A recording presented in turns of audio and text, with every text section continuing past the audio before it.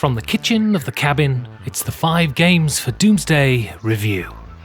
High Rise. You scroll past those videos in your feed and, in spite of yourself, you stop. It could be some old-timey dancing or one of those people who can cut vegetables really fast. The kind of videos that keep you up half an hour longer than you should, and their legacy eats into your mood the next day. Why do they draw you in, though? Why are they endlessly watchable? Well, it's 2 factors. It's expertise and it's effort.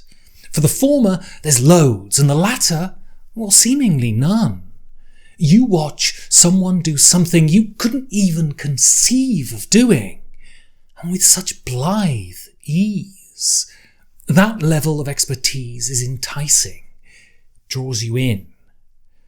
What you don't see is the platform on which that offhand prowess was built, and that platform was work. You don't see the torn ligaments or the cut fingers. You don't see the endless trial and error, the endless dead ends, the endless moments of exasperation and doubt. And this is because that stuff, well, it isn't for you. All of that stuff is for the person producing the work. Because all work is ephemeral, but the scars the creator carries with them from the foundation of the work is what makes the creator who they are. All you see, and should see, is the breezy brilliance at the end of that toil. That's what you see in High Rise. A game that flows so smoothly, that fits together so snugly, that does its job with such verve and elan, that it seems effortless. But underneath all of that brilliant design is work, because nothing that functions as well as High Rise can be haphazardly thrown together. In High Rise, players take on the role of real estate moguls, seeking to pull up every tree and bulldoze every field and improve all of our lives by pouring oceans of concrete onto parkland. This is done by use of a one-way track that players will navigate. You can only go forward, and it's always the person at the back of the queue that takes their go, meaning that lollygaggers could take a number of turns in a row. You can do things like pick up the materials you need to build your skyscraper, or collect the new wonder material ultra plastic. You can lobby tenants and visit city amenities. Why would you do this, though? Well, simple. To build the tallest buildings and receive the kind of prestige that can only be earned by piercing the sky with enormous fallacies. None of this, though, can be done without getting your hands, a bit dirty.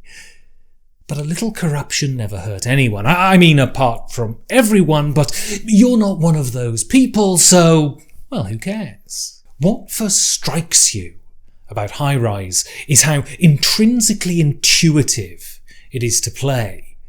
You're intimidated by the initial setup, but once you start to manipulate the levers of the game, a smooth and eminently enjoyable play experience emerges. There is one dominating goal: build the tallest buildings, but there are a ton of different ways to do it. This is good too, because the gazump is a central idea in High Rise, and if someone leaps in before you and takes the space you want, well, there are ample opportunities to pivot and take a different path. High Rise is every inch a board game, and by that I mean it takes the limits of the art form and transforms those limits into the iron girders that underpin the flawless play experience. There is the tactile intuitiveness of moving your piece around the action track, dropping it and taking your stuff. Then there's the visual satisfaction of watching the city getting gradually built in front of you. There is the cerebral crunch of planning your path through the game and determining when to execute your most profitable builds.